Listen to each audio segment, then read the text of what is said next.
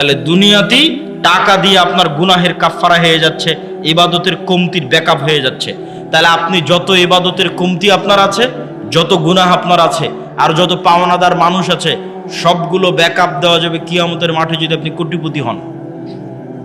টাকা দিয়ে ব্যাকআপ দেওয়া যাবে, কিন্তু সেই টাকা দুনিয়াতেই অর্জন করে এখানে বসে থেকেই পরকালের অ্যাকাউন্টে, আল্লাহ সুবহানাহু ওয়া তাআলার অ্যাকাউন্টে জমা করে যেতে হবে। মুসলমানদের সবচেয়ে বড় হতাশার জায়গা হচ্ছে মুসলমানেরা অর্থনীতি, টাকা পয়সাকে গুরুত্ব কম দেয়। হ্যাঁ, আগের আলোচনা, বিপদ আপদের আলোচনায় এটি আমরা স্পষ্ট করেছি যে কেউ টাকার মালিক হবে মানেই সে দয়াপ্রাপ্ত, বিষয়টি এমন নয়। কে দয়াপ্রাপ্ত? যাকে আল্লাহ তার ইবাদতের সুযোগ দেয়। তাহলে দুটোই যদি মিলে যায়, তাহলে ওর চেয়ে বড় দয়াপ্রাপ্ত আর কে? এটাই রাসূল সাল্লাল্লাহু আলাইহি ওয়াসাল্লাম বলেছেন যে দুই শ্রেণীর মানুষের সাথে তোমরা ঈর্ষা করতে পারবা, যেই দুই শ্রেণীর এক শ্রেণী হচ্ছে এত ব্যতিক্রম যে সাধারণত এই দুটো একসাথে মিলে না, একত্রিত হয় না। সেটা কি? যাকে আল্লাহ টাকারও মালিক করেছে, কোটি কোটি টাকার মালিক করেছে। খুব ব্যতিক্রম যে কোটি কোটি টাকার মালিক দুবাই গিয়ে মদের বারে, জুয়ার বারে আড্ডা না দিয়ে, নারী মদ জুয়া নিয়ে ফুর্তি না করে ওর কোটি কোটি টাকা আল্লাহর রাস্তায় দান করবে। এই দুইটা মিলে যাওয়া, হবে কোটি কোটি টাকার মালিক, আবার সেই কোটি কোটি টাকা ব্যয় করবে আল্লাহর রাস্তায়। এই তৌফিক পাওয়া, এটা পৃথিবীর সবচেয়ে ব্যতিক্রম মানুষ, যাদেরকে আল্লাহ স্পেশাল ভালোবাসে, দাউদ আর সুলাইমানের মতো, যে কোটি কোটি টাকার মালিক, কিন্তু সেই কোটি কোটি টাকা আল্লাহর নাফরমানিতে ব্যয় হয় না, আল্লাহর আনুগত্যে ব্যয় হয়। তাহলে নিশ্চিত জেনে রাখেন ওর উপর আল্লাহর দয়া আছে, ওর উপর আল্লাহর খাস রহমত আছে, বিশেষ রহমত আছে, যে কোটি টাকার মালিক আবার সেই টাকা আল্লাহর রাস্তায় ব্যয় করার তৌফিক পেয়েছে, দাউদ আর সুলাইমান আলাইহিমা সালাতু ওয়াস সালামের মতো। সম্মানিত উপস্থিতি, টাকা পয়সার গুরুত্ব যেমন দুনিয়াতে আছে, টাকা পয়সার গুরুত্ব তেমন পরকালে আছে। গোলামি থেকে মুক্তির জন্য অর্থনৈতিক মুক্তি ছাড়া অন্য রাস্তা পাওয়া খুব কঠিন। অর্থনৈতিক মুক্তি লাগবেই। এটা আমি আপনি যতটুকু ভালো বুঝি, আমার এবং আপনার চেয়ে মুহাম্মদ সাল্লাল্লাহু আলাইহি ওয়াসাল্লাম ভালো বুঝতেন। মুহাম্মদ সাল্লাল্লাহু আলাইহি ওয়াসাল্লাম যখন মক্কা থেকে হিজরত করে মদিনায় গেলেন, তখন দেখলেন মদিনার আনসারেরা কৃষক, আর মদিনার সকল ব্যবসা বাণিজ্যের মালিক হচ্ছে ইহুদিরা, আর মদিনা রাষ্ট্রের প্রধানমন্ত্রী করে দেওয়া হয়েছে রাসূল সাল্লাল্লাহু আলাইহি সাল্লামকে। তাহলে টাকা ছাড়া প্রধানমন্ত্রী হয়ে দেশ চালানো যাবে না, টাকার মালিক থাকবে ইহুদি, আর আমি প্রধানমন্ত্রী, তো নাম কাওয়াস্তে প্রধানমন্ত্রী, ঢাল নাই, তলোয়ার নাই, নিধিরাম সর্দার। টাকার মালিকও মুসলমানদের হতে হবে, তাহলে রাষ্ট্র চলবে। আল্লাহর নবী বললেন, মহাজির যারা আমার সাথে এসেছে সব ব্যবসায়ী, সবার রক্তে ব্যবসা আছে। আল্লাহর নবী নিজেও ব্যবসায়ী, কেননা মক্কার কুরাইশরা ব্যবসায়ী। আল্লাহর নবী আনসারদের বললেন, তোমাদের সম্পত্তির অর্ধেক অর্ধেক, 3 ভাগের 1 ভাগ, 3 ভাগের 2 ভাগ, যে যেভাবে পারো মহাজিরদের দিয়ে দাও। মহাজিরেরা ব্যবসা শুরু করবে। মহাজিরদের ব্যবসার জন্য যখন অর্থ দিতে বলা হলো, আনসারীরা রাজি হয়ে গেল। উসমান ইবনে আফফান, আব্দুর রহমান ইবনে আউফ, জুবাইর ইবনুল আওয়াম, এই 3 জন সাহাবী আল্লাহর নবীর জীবদ্দশাতেই কোটি কোটি টাকার মালিক হয়ে গেছে ব্যবসা করে। মদিনায় গিয়ে রাসূল সাল্লাল্লাহু আলাইহি সাল্লামের জীবদ্দশাতেই আল্লাহর নবী যেখানে মসজিদে নববী করেছেন, ওখানে বিয়ের রোমা নামে একটা কুয়া ছিল, যে কুয়াতে মুসলমানদেরকে ওযু করতে হতো। ওই কুয়ার মালিক ছিল ইহুদি। রাসূল সাল্লাল্লাহু আলাইহি সাল্লাম বললেন, কে এই কুয়া কিনে দিবে জান্নাতে একটি ঝর্ণার বিনিময়ে? ওসমান ইবনে আফফান বললেন, আল্লাহর নবী, আমি জান্নাতে একটা ঝর্ণার বিনিময়ে এই কুয়া আপনাকে কিনে দিচ্ছি। তিনি সেই কুয়া কিনে দিলেন। রাসূল সাল্লাল্লাহু আলাইহি ওয়াসাল্লামের আত্মমর্যাদা রক্ষা হলো। না হলে ইহুদির কাছে গিয়ে অনুরোধ করতে হতো, ভাই তুমি এই কুয়ার মালিক, মুসলমানরা ওযু করবে, একটু ওযু করতে দাও। এটাই গোলামি। আপনি রাসূল সাল্লাল্লাহু আলাইহি সাল্লামের বদরের যুদ্ধ দেখেন। বদরের যুদ্ধ দেখলে মনে হবে এটি একটি ধর্মীয় যুদ্ধ, অবশ্যই ধর্মীয় যুদ্ধ, কিন্তু এখানে অর্থনৈতিক একটা বড় কারণ আছে। এইদিকে যদি কিবলা হয়, তাহলে এইটা ধরতে হবে মক্কা, এইটা ধরতে হবে মদিনা, ওইটা ধরতে হবে সিরিয়া। এই সমুদ্রের পাশ দিয়ে ব্যবসায়িক বিজনেস রুট। আল্লাহর নবী যখন মদিনায় গেছে, মদিনায় গিয়ে ব্যবসায়িক রুট বন্ধ করে দিয়েছে। আবু সুফিয়ান আটকা পড়ে গেছে, মক্কায় ফিরে আসতে পারে না। তখন দূত মারফত আবু জাহালকে বলে পাঠিয়েছে যে মুহাম্মদ সাল্লাল্লাহু আলাইহি ওয়াসাল্লামের সাহাবীরা বিজনেস রুট বন্ধ করে দিয়েছে, তাড়াতাড়ি এসে আমাদের উদ্ধার করো। তখন আবু জাহাল মক্কা থেকে 1000 সেনাবাহিনী নিয়ে রওনা দিয়ে বদরে গিয়ে যুদ্ধ করেছে। বদর মদিনা থেকে 300 কিলোমিটার দূরে সমুদ্রের দিকে, যে সমুদ্র হচ্ছে ব্যবসায়িক রাস্তা। তাহলে ব্যবসায়িক রাস্তা পরিষ্কার করতে আবু জাহাল আবু সুফিয়ানকে যুদ্ধ করতে হয়েছে। কেননা তার আতঙ্কিত হয়ে গেছিল। আজকে মুহাম্মদ সাল্লাল্লাহু আলাইহি ওয়াসাল্লামের মদিনায় যাওয়া 1 সপ্তাহ হয়নি, 10 দিন হয়নি, তাতে আমাদের ব্যবসায়িক রাস্তা বন্ধ। যদি মদিনা আরো শক্তিশালী হয়, আমরা মক্কার মানুষ কি করে খাবো? সিরিয়াতে তো আমাদের ব্যবসার রাস্তা বন্ধ হয়ে যাবে। তাহলে বদরের যুদ্ধ দেখতে মনে হলেও ধর্মীয় যুদ্ধ, তার পিছনে অর্থনৈতিক বড় একটা কারণ আছে। রাসূল সাল্লাল্লাহু আলাইহি ওয়াসাল্লাম খুব ভালোভাবে জানতেন টাকার প্রয়োজন আছে। অর্থনৈতিক মুক্তির মাধ্যমে গোলামি থেকে মুক্তি হয়। আর আমাদেরকে গোলাম বানিয়ে রাখার জন্যই সুদি যে প্রথা, এই সুদি প্রথা হচ্ছে আমাদেরকে গোলাম বানিয়ে রাখার একটা অন্যতম মাধ্যম, একটা অন্যতম উপায়।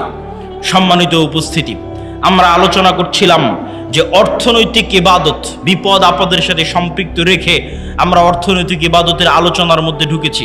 রাসূল সাল্লাল্লাহু আলাইহি ওয়াসাল্লামের কাছে একজন গরিব ফকির মিসকিন সাহাবী এসে বললেন, আল্লাহর নবী, এটা হচ্ছে আমার বাড়ি, আমার বাড়ির পাশে একটা ধনী মানুষের বাড়ি, তার খেজুরের গাছের ডালপালা আমার বাড়িতে এসে থাকে, তো আমার ছেলে পেলে তার গাছ থেকে খেজুর পেড়ে খায়, তো সে আমাকে খুব বকাবকি করে, আল্লাহর নবীর কাছে বিচার দিচ্ছে। আল্লাহর নবী বললেন, ওই ধনী ব্যক্তিকে তুমি জান্নাতে একটা খেজুর গাছের বিনিময়ে এই খেজুর গাছটাই গরিবকে দিয়ে দাও। তোমার তো অনেক খেজুর গাছ আছে, জান্নাতে একটা খেজুর গাছের বিনিময়ে খেজুর গাছটা গরিবকে দিয়ে দাও। সে ব্যক্তি রাজি হলো না। ব্যক্তি মালিকানায় নবীও হস্তক্ষেপ করতে পারে না, ব্যক্তি মালিকানায় রাষ্ট্র হস্তক্ষেপ করতে পারে না। নবীর কথা সাহাবী শুনতেছে না, জান্নাতে একটা খেজুর গাছের বিনিময়ে খেজুর গাছ দিতে বলছে, দেয়নি। তো আবু দাহদা নামে একজন সাহাবী এই ঘটনা শুনতে পেয়েছে।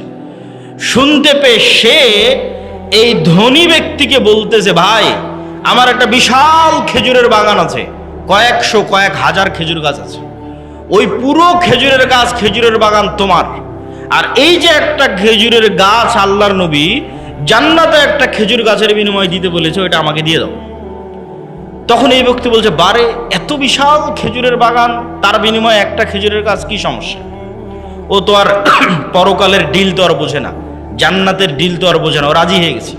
তখন আবু দাহদা তার বিশাল খেজুরের বাগান ওই ব্যক্তিকে দিয়ে দিল, আর ওই ব্যক্তি তখন একটা খেজুরের গাছ একে দিয়ে দিল। এখন আল্লাহর নবীকে এসে জিজ্ঞেস করে বলে, আল্লাহর নবী, এই খেজুরের গাছের মালিক এখন আমি, আপনি বলেছিলেন এই খেজুরের গাছ যদি এই গরিবকে দেওয়া হয় জান্নাতে একটা খেজুরের গাছ হবে, কথা কি ঠিক? রাসূল সাল্লাল্লাহু আলাইহি সাল্লাম বললেন, হ্যাঁ, কথা ঠিক। বললেন, তাহলে জান্নাতে একটা খেজুরের গাছের বিনিময়ে এই খেজুরের গাছ এই গরিব মিসকিনকে দিয়ে দিলাম। আল্লাহু আকবার। বাড়িতে এসে স্ত্রীকে বলছে, স্ত্রী, কি? তো বলে, আমার যে বিশাল খেজুরের বাগান ছিল, এই বিশাল খেজুরের বাগান বিক্রি করে দিয়েছি। তো কত টাকাতে বিক্রি করে দিয়েছো? জান্নাতে একটা খেজুর গাছের বিনিময়ে বিক্রি করে দিয়েছি। আল্লাহু আকবার। তখন স্ত্রী বলছে, তোমার ব্যবসা সফল কাম হোক, লাভজনক হোক। আল্লাহর সাথে ব্যবসা কখনো ক্ষতিগ্রস্ত হয় না, আল্লাহ সুবহানাহু ওয়া তাআলার সাথে ব্যবসা কখনো লস হয় না। কেন লস হয় না সেটাও আমি আমার বক্তব্যের মধ্যে বুঝিয়ে বলবো। সম্মানিত উপস্থিতি, বিপদ দিয়ে বক্তব্য শুরু করেছিলাম কেন? বিপদ দিয়ে বক্তব্য শুরু করার দুটা কারণ, একটা আজকের কারণ, আর একটা আজকের এই প্রোগ্রামের যে আয়োজক, যে ছেলে জিয়াউর রহমান আজকের প্রোগ্রামের আয়োজন করে, এই ছেলেটা সব সময় অসুস্থ থাকে, থ্যালাসেমিয়া রোগে আক্রান্ত থাকে, কিন্তু দিনের কাজ করে। তো তাকে দেখলে আমার মাঝে মধ্যে মনে প্রশ্ন আসে যে আল্লাহ সুবহানাহু ওয়া তাআলা দিনদার মানুষকে কিভাবে পরীক্ষা করেন, বিপদ দিয়ে রাখেন, বিপদগ্রস্ত করে রাখেন। তো আসলে বিপদ দেখলে অনেক সময় মানুষের মনে হতে পারে যে আসলে আমি কি অপরাধ করেছি, কি ভুল করেছি যে বিপদে পড়লাম। আর আজকের যেটা কারণ, আজকের যেটা বিপদ, আজকের যেটা সমস্যা, সেটি হচ্ছে আমি ছিলাম ঢাকা এবং আপনাদের শ্রদ্ধেয় উস্তাদ শাইখ আব্দুর রাজ্জাক বিন ইউসুফ, তিনি ইংল্যান্ডের 20 দিনের সফর শেষ করে গতকাল শাহজালাল ইন্টারন্যাশনাল এয়ারপোর্টে রাতে অবতরণ করে রাজশাহীতে সকালবেলা পৌঁছেছে। আজকে তিনি রওনা দিয়েছেন রাজশাহী থেকে আপনাদের এই প্রোগ্রামে আসার জন্য, এই প্রোগ্রামের ওয়াদা রক্ষা করার জন্য। আর আমি রওনা দিয়েছি ঢাকা থেকে। আমাদের 2 গাড়ির মধ্যেই যোগাযোগ চলমান ছিল, আছে। ইতিমধ্যেই আমরা যখন হাটিকুমরুল অতিক্রম করে আপনার এই সিরাজগঞ্জ মোড় অতিক্রম করে যখন বগুড়া শেরপুর রোডে উঠেছি, তখন আমি ঘুম গেছি গাড়িতে। তখন আমার ড্রাইভার ডাক দিয়ে বলতেছে, আব্দুল্লাহ ভাই, তাহলে কি? তো বলে উস্তাজিদের গাড়ি অ্যাক্সিডেন্ট করেছে। ইন্না লিল্লাহি ওয়া ইন্না ইলাইহি রাজিউন। তাই বললাম কি ঘটনা, কোথায়? তো মোকামতলা। তো আমরা খুব দ্রুত, তখন 16 কিলোমিটার দূর ছিলাম মোকামতলা থেকে, খুব দ্রুত আমরা মোকামতলা পৌঁছার চেষ্টা করি এবং আজকের যারা প্রোগ্রামের আয়োজক তাদেরকেও কল দিয়ে আমরা দ্রুত ডাকি যে ভাই তোমরা একটু দ্রুত এগিয়ে আসো, একটু সহযোগিতা করো। তো ঘটনা হচ্ছে গাড়ি ঠিকঠাকই চলতেছিল, কিন্তু একটা সিএনজি রাস্তা থেকে উঠে, দ্রুত সিএনজি চালকেরই দোষ, দ্রুত রাস্তা থেকে উঠতে গেছে এবং আমাদের গাড়ি 60, 70, 80 যে কিলোমিটার গতিতেই থাক ওই সিএনজির সাথে ধাক্কা খেয়ে সিএনজির দু একজন ব্যক্তি, হয়তো আল্লাহ সুবহানাহু ওয়া তাআলা ভালো জানে এখন কি অবস্থা তাদের, তারা বগুড়া জিয়া মেডিকেলে অসুস্থ অবস্থায়, আহত অবস্থায় ভর্তি হয়েছে। আর আমাদের শাইখ আব্দুর রাজ্জাক বিন ইউসুফ তিনিও হালকা আহত হয়েছেন, তবে সেরকম গুরুতর নয়। আল্লাহ সুবহানাহু ওয়া তাআলা তাকে হেফাজত করেছে, আলহামদুলিল্লাহ। তবে আমরা তাকে সাথে সাথেই আমার যে গাড়ি ছিল সেই গাড়িতে করে আমরা তাকে ব্যাগ পাঠিয়ে দিই এবং আমি সিএনজিতে করে, আমাদের একটা গাড়ি এখন যেটা অ্যাক্সিডেন্ট অবস্থায় আছে সেটা ট্রাকে করে রাজশাহী নিয়ে যাওয়ার চেষ্টা হচ্ছে। আর আমি মোকামতলা থেকে সিএনজিতে করে আপনাদের এই প্রোগ্রামে অংশগ্রহণ করার জন্য এসেছি। আল্লাহ সুবহানাহু ওয়া তাআলা তৌফিক দিয়েছে, কিন্তু বিপদ কেন আসে, আল্লাহ সুবহানাহু ওয়া তাআলার পক্ষ থেকে কি জন্য আসে আল্লাহ সুবহানাহু ওয়া তাআলা ভালো জানে। কিন্তু বিপদ দিয়ে আলোচনা শুরু করার পিছনের কারণ হচ্ছে আজকের একটা কারণ, এবং আজকের প্রোগ্রামের যে আয়োজক তার জন্য আল্লাহ সুবহানাহু ওয়া তাআলার কাছে দোয়া করি যে আজকের প্রোগ্রামের যে আয়োজক, এই ছেলেটা অসুস্থ থাকে সবসময়, ঢাকা মেডিকেলে গিয়ে ভর্তি হয়, তার টাকা পয়সারও সমস্যা থাকে, আল্লাহ সুবহানাহু ওয়া তাআলা তাকেও সুস্থতা দান করুক। আমাদের উস্তাদ শাইখ আব্দুর রাজ্জাক বিন ইউসুফ তাকেও সুস্থতা দান করুক, আল্লাহুম্মা আমিন। জিয়াউর রহমানের সাথে দেখা হতে আমি বললাম যে তোমার প্রোগ্রামের ভাগ্য, তাকদীরে আল্লাহ সুবহানাহু ওয়া তাআলা কি লিখে রেখেছে যে এবারও এত চেষ্টা করার পরও তোমার প্রোগ্রামের সেই ভাগ্যের উন্নয়ন লক্ষ্য করা গেল না। আল্লাহ সুবহানাহু ওয়া তাআলা হয়তো চাইনি, এর মধ্যেই হয়তো আল্লাহ সুবহানাহু ওয়া তাআলা কোনো কল্যাণ লিখে রেখেছেন, আল্লাহ সুবহানাহু ওয়া তাআলা ভালো জানে। আজকে আমার বক্তব্যের বিষয়বস্তু অধপতন অবস্থা থেকে মুসলিম উম্মার মুক্তি কিভাবে সম্ভব, তার একটা পয়েন্ট ইতিমধ্যে আমরা আলোচনা করে ফেলেছি, অর্থনৈতিক মুক্তি। অতএব কোনো যুবক বলতে পারবে না যে আমি ঘরে বসে থাকব। মুসলমানদের ব্যবসায়ী হচ্ছে, মুসলমানদের রক্ত মাংসে তাদের বৈশিষ্ট্য হচ্ছে ব্যবসায়ী হওয়া। চাকরি করা মুসলমানদেরকে শিখিয়েছে ইউরোপিয়ানরা। মুসলমানদের বৈশিষ্ট্য ব্যবসায়ী করা, তার দলিল কোথায় থেকে নেবেন? যত সাহাবীর জীবনী আছে সব সাহাবীর জীবনী খুলে দেখেন, কোন সাহাবী, অধিকাংশ সাহাবী নিজ বাড়িতে, নিজ এলাকায়, নিজ গ্রামে, নিজ শহরে মারা যায়নি।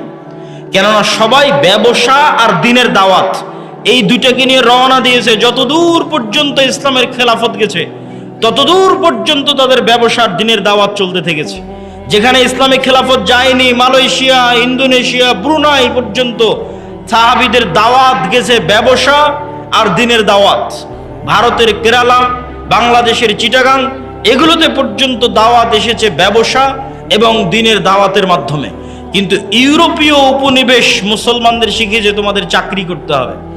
চাকরি শব্দের অর্থ হচ্ছে চাকর থেকে চাকুরি, গোলাম থেকে গোলামি, নৌকার থেকে নৌকরি, চাকর থেকে চাকুরি। চাকুরির মধ্যে একটু হলেও গোলামের আলামত এবং স্বভাব আছে। আল্লামা ইকবাল বলেছেন, জিন্দা কওমোं का यही है আলামত কে বদলতি রহতি है সুবহ শাম উনকে। বলছে জীবিত কওমকে, কোন জাতিকে দেখলে বুঝবা যে এই গ্রামের মানুষ এখনো বেঁচে আছে, এই মুসলিম উম্মাহ এখনো বেঁচে আছে, বাংলাদেশের মানুষেরা এখনো বেঁচে আছে, যদি প্রতিদিনের সকাল সন্ধ্যা পরিবর্তন হচ্ছে, তাদের প্রতিদিনের সকাল সন্ধ্যা যদি পরিবর্তন হচ্ছে দেখো, তাহলে বুঝবা বেঁচে আছে।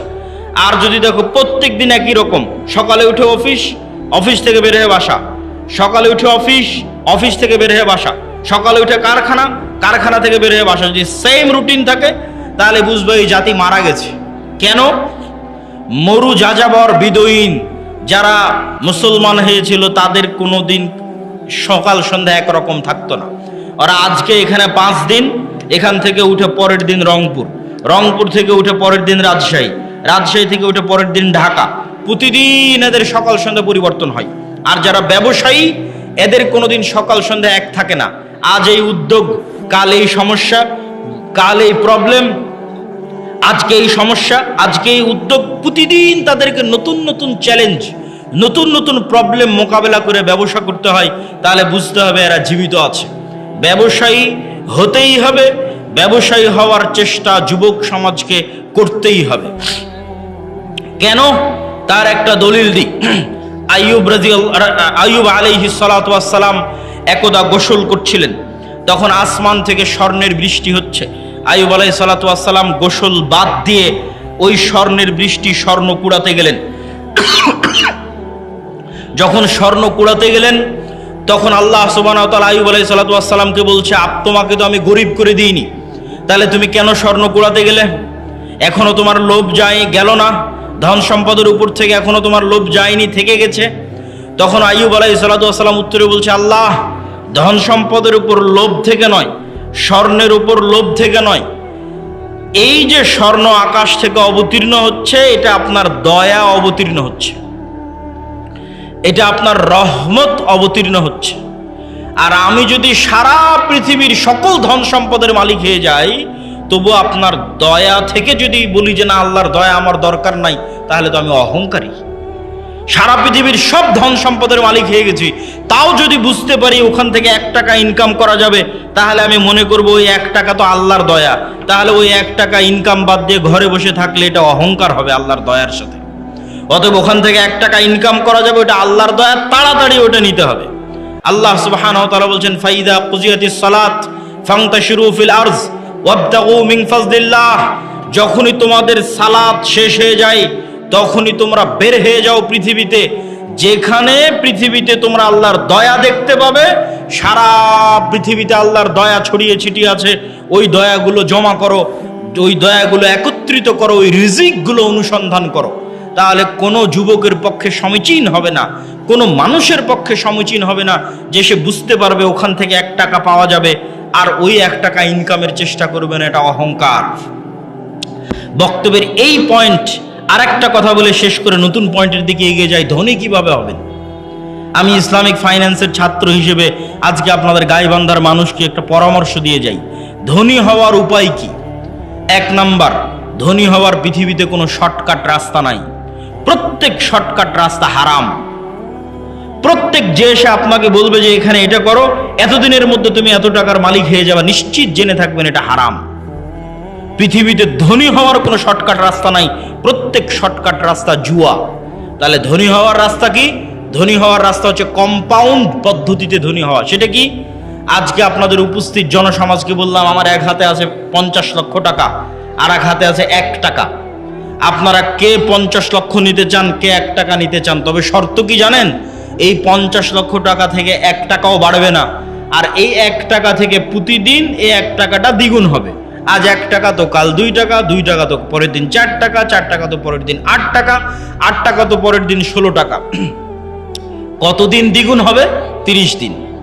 তা আপনারা এখানে বসে থেকেও যদি এখন ক্যালকুলেশন করেন, আপনার মনে হবে আরে বাড়তে তো 8 টাকা, 8 টাকা থেকে 16 টাকার কতই বাড়বে, 16 টাকা থেকে 32 টাকা, তার চেয়ে ভালো এই 50 লক্ষ টাকা এটা নিয়ে নিই। আপনি তাহলে ধনী হতে পারবেন না।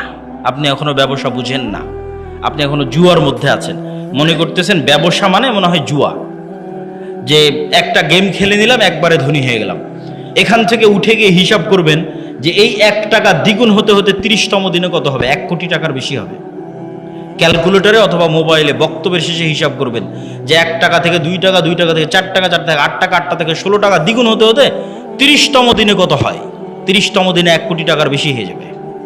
তাহলে ধীর স্থিরভাবে টাকা বাড়তে থাকবে। এটা হলো ধনী হওয়ার রাস্তা। ধনী হওয়ার 2 নম্বর রাস্তা, ধরেন আপনাকে 50 লক্ষ টাকা দিয়ে দিলাম, যে যাও তোমাকে 50 লক্ষ টাকা দিয়ে দিচ্ছি। এখন তুমি ধনী হবা কিনা এটা নির্ভর করছে তোমার মেন্টালিটির উপর, মানসিকতার উপর। কে ধনী হবে 50 লক্ষ টাকা নিয়ে, কে ধনী হবে না বুঝেন। যে 50 লক্ষ টাকা নিয়ে গিয়ে চিন্তা করবে আরে 50 লক্ষ টাকা পেয়েছি, তাহলে 50 লক্ষ টাকা থেকে একটা গাড়ি কিনি, মোটরসাইকেল কিনি, তারপরে একটা গাড়ি কিনি 20 লাখ টাকা দিয়ে, বাড়ি করি 30 লাখ টাকা দিয়ে, আর কি করা যায়? একটা এসি কিনি, একটা ফ্রিজ কিনি, আর কি একটা টিভি কিনি। এই ব্যক্তি এই 50 লক্ষ টাকা প্রত্যেক ওই জায়গাতে খরচ করেছে যেখান থেকে আরো খরচ বাড়বে। মোটরসাইকেল কিনেছে, মোটরসাইকেলের তেলে খরচ আছে। গাড়ি কিনেছে, এই যে গাড়ি আজকে আমাদের অ্যাক্সিডেন্ট হলো, গাড়িতে খরচ বাড়বে। গাড়ির গাড়ির টায়ার নষ্ট হবে, চাকা নষ্ট হবে, ওটা নতুন করে কিনতে হবে। প্রতিদিন মোবিল লাগবে, মোবিল দিতে হবে। ও যে এসি ফ্রিজ কিনেছে, ওখানে কারেন্ট বিল আসবে, বিদ্যুৎ বিল আসবে, মোবাইল কিনেছে, ইন্টারনেট কিনেছে, ওয়াইফাই কিনেছে, ইন্টারনেটের বিল আসবে। তাহলে এই টাকা প্রত্যেক ওই জায়গাতে ব্যবহার করলো যেখান থেকে আরো খরচ বাড়লো। এই জীবনে কোনোদিন ধনী হতে পারবে না। এর ধনী হওয়ার রাস্তা ফুল স্টপ হয়ে গেছে। এই যদি প্রবাস থেকে কোটি টাকা ইনকাম